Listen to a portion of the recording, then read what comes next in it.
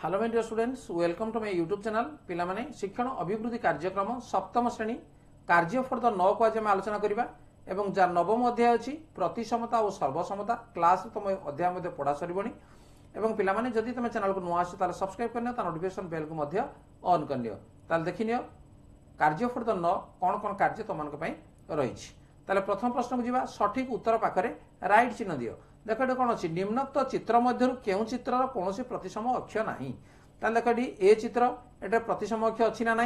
देख ये प्रतिसम अक्ष अच्छी कि ऊपर जेहेतु एमती गोल टे कर दिगला, ये जो गोल टे कर दिखाई आउ थिबा जोगु यार प्रतिसम अक्ष ना।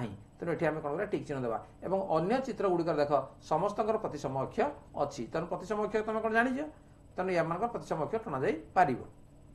ख निम्नोक्त चित्र मध्य क्यों चित्र प्रतिसम अक्ष संख्या 4। देख यार प्रतिसम जो अक्ष आम काढ़ा ताले दीटा प्रतिसम अक्ष अच्छी। तेणु रंबस यार जेहेतु प्रतिसम अक्ष यार मध्य नाही, सामांतरिक चित्र यार प्रतिसम अक्ष नाही, वर्ग चित्र यार 4टी प्रतिसम अक्ष अच्छी। देख मु काट दूची जे ये हूँ प्रतिसम अक्ष कौन पाई ना चित्र को आम एमती गारडीए पकेबा जमी संपूर्ण भाव में चित्रटी दी भाग हो पारुथिबो। ये गोटे हो पारिबो, ये गोटे हो पारिबो, सेई भली देख एठू गोटे आम काटिपर, ये गोटे प्रतिसम अक्ष हो पार और यही कणरू आम आ गोटे प्रतिसम अक्ष काटिपर। ठीक अच्छे, ताहले कोटर वर्ग चित्र 4टी प्रतिसम अक्ष अच्छी।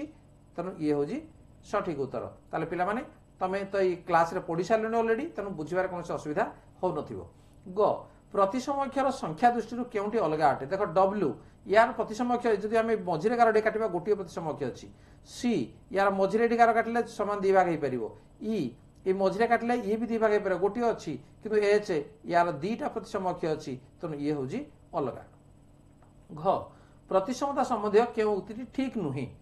एक छविर मझिरे गारटी टाणिले भांग पकाइले जदि गार बा भांगर गोटे पाखर चित्र अन्य पाखर चित्र सह संपूर्ण भाव में मिसी जाए तेबे से गार बा भांग को प्रतिसम रेखा किंबा प्रतिसम अक्ष कह जाए। ये है संपूर्ण भाव में ठीक। से कहूँ क्यों उक्ति ठीक नुहे बाछापी। तेणु ये हूँ ठीक। जी परवर्ती पृष्ठ को देख, तुम ज्यामिति बाक्स दुईटी जाक सेट स्क्वायर प्रतिसम आकृति विशिष्ट नुहंती। ठीक अच्छे, कहीं दुईटा प्रतिसम आकृति विशिष्ट नुहंती। तेणु ये भी ठीक उक्ति। एक छवि गार बा भांग उपर दर्पण टे रखिले जदि एक पार्श्वस्थ चित्र प्रतिबिंब अन्य पार्श्वर चित्र सहित संपूर्ण भाव में मिलगला पर देखा जाए तेबे से गार बा भांग को प्रतिसम अक्ष बा प्रतिसम रेखा कहुपर। तेणु ये भी ठीक अच्छी। एक वृत्तर प्रतिसम अक्ष संख्या केवल 2।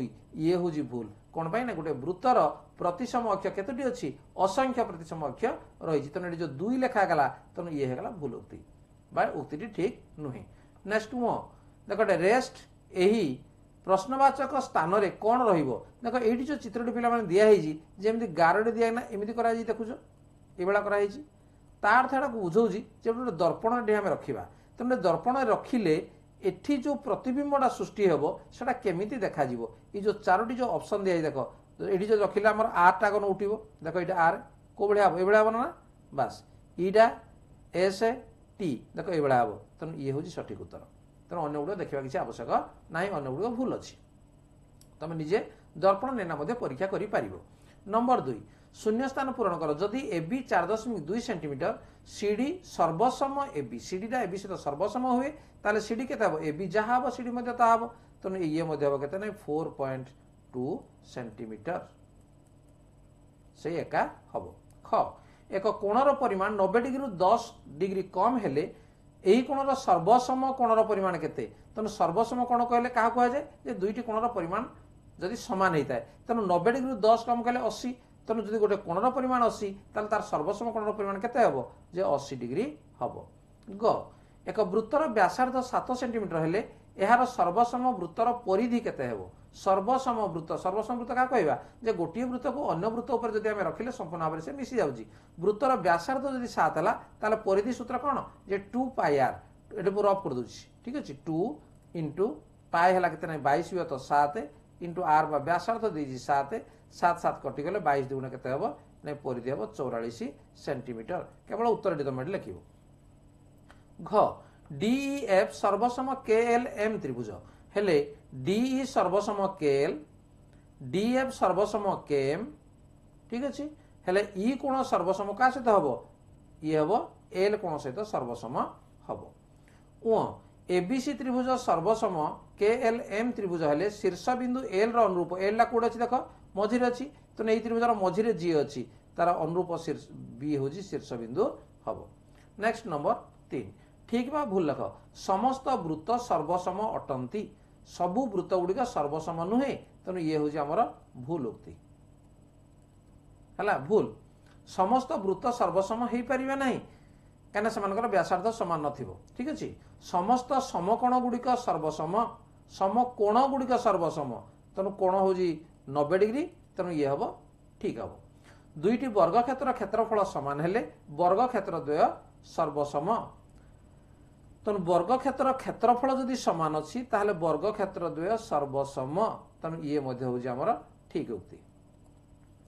दुईटी आयत क्षेत्र क्षेत्रफल सामान हेले आयत क्षेत्र द्वय सर्वसम तेणु आयत क्षेत्र क्षेत्रफल जदि सामान हुए ताहले आयत क्षेत्र द्वय सर्वसम हो पारे ना भूल ठीक अच्छे कारण क्षेत्रफल सामान हो पार कि सर्वसम हम ना। समान आकृति विशिष्ट दुईटी चित्र सर्वसम आकृति जदि सामान हुए ताले चित्र दुईटी सर्वसम हो पार ना तेणु ये हूँ आमर भूल है। मनकर गोटे उदाहरण नवा जे एटा गोटे वृत्त एवं ये गोटे वृत्त देख यार आकृति सामान किंतु एमाने सर्वसम हो पारे ना कहीं आकृति ना रखिले ये संपूर्ण मिसीज मिसी पार ना तेणु ये हूँ भूल उक्ति। नेक्स्ट नंबर 4 एटा 3 नुहे पिला हूँ 4 नंबर एबीसी त्रिभुज और डीएफ त्रिभुज मध्यवर्ती निम्न परिस्थिति मानकरे केउ शर्त अनुसार सर्वसम हेबे ताहाकु नै स्तंभ विलयन कर तेणु करे तक दिखाई परिस्थिति एवं एपटी दिखाई शर्त ताले ए कोण सर्वसम डी कोण बी कोण हला एफ कोण ए बी डीएफ सहित जदि हुए ताहले ये कोण हबो कोण कोण एटा अछि बाहु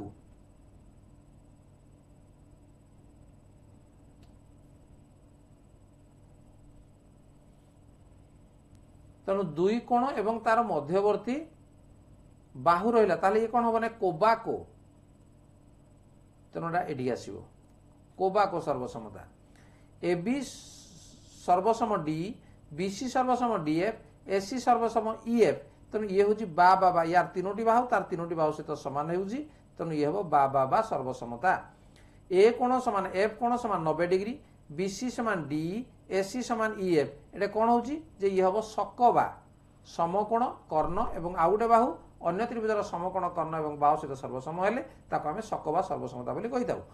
4 ए कोण दिया डी कोण सहित एसी दिया डी सहित एबी दिया डीएफ बाहु सहित सर्वसम ताले ये कौन हम ये हम बाकोबा है दीटी बाहु एवं तार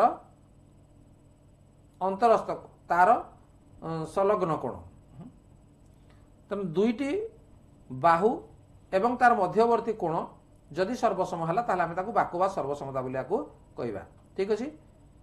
नेक्स्ट परवर्ती प्रश्न पार्श्वस्थ चित्र में एसी समान 8 सेंटीमीटर एफ समान देख चित्र को देख एसी दिखाई 8 सेंटीमीटर ठीक अच्छे एसी दिखाई केते 8 सेंटीमीटर ए एफ दिखाई 2 सेंटीमीटर ये दिखाई 2 सेंटीमीटर ए एफ समान 2 सेंटीमीटर हेले ए बी मान दैर्घ्य केते ए बी कौन ए बी दैर्घ्य केते ठीक अच्छे। बर्तमान जो दीटा चित्र तुम देखिपार पिला माने जे डीएफसी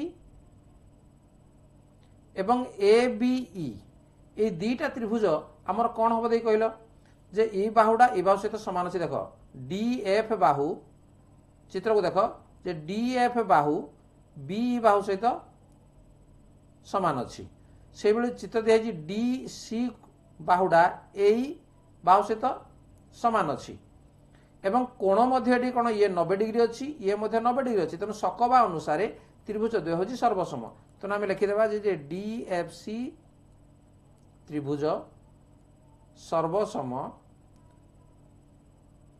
ईबी ए त्रिभुज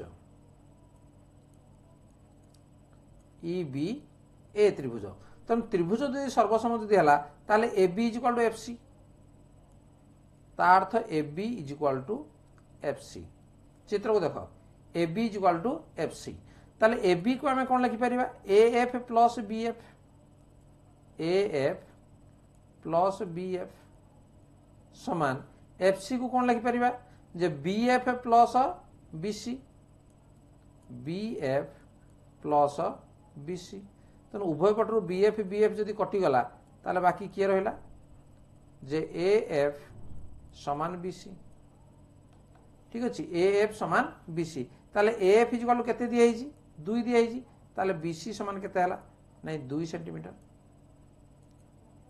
BC हला 2 सेंटीमीटर ताले AB समान केते से कहूँ AB रो दैर्घ्य निर्णय कर ताले AB समान चित्र को देख जे AC माइनस AC रु कहा को आम वियोग करवा BC को वियोग करवा AC माइनस BC ताले AC केते AC दिया है 8 सेंटीमीटर BC दिया है केते 2 सेंटीमीटर BC 2 सेंटीमीटर हमर बाहरी जी तेणु 8 रु 2 गला केते 6 सेंटीमीटर अतएव AB समान ला 6 सेंटीमीटर उत्तर ताले ठीक अछि पिला माने ये थिला तमरो कार्य फॉर द नो तेणु कार्य फॉर द नो रो समस्त प्रश्न को तुम ठीक भाव में बुझी पारिथिबो जदि बुझी पाइलनि ताले ता कमेंट बॉक्स में निश्चित लिखेबो एवं जदि वीडियो भल लागुची ताको लाइक कर दियो एवं तुम संग मान पाखु मध्ये शेयर करनियो एवं जदि चैनल को एपर्यंत सब्सक्राइब करना हो ताले पिला माने सब्सक्राइब करनियो गणितर सहज भाव में बुझिया पय गणित को सहज भाव में बुझिया पय ठीक अछि ताले वीडियो को एड रखिबा ठीक अछि ताले पाठ को एड रखिबा देखा हबो परवर्ती वीडियो रे आज पय एतिकी धन्यवाद बाय बाय Yeah.